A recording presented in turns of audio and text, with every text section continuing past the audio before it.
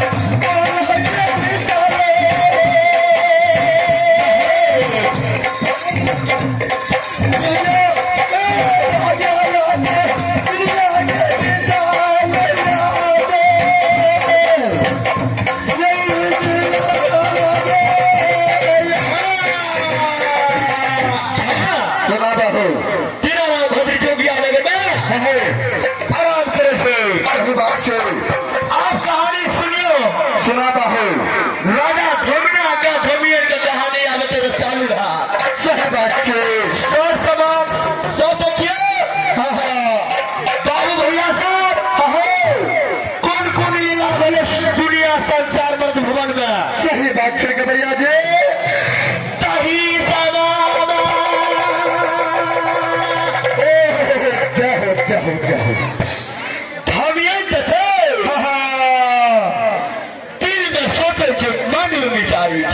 विचार करे छे बाप रे बाप लेख भागले। हाँ सही बात छे। देखिए धोबियन केना एकदम ठोज चले आवे छे आपके दोस्तों तमाशा। सही बात छे रंग भाग केना आवे छे धोबियन। हाँ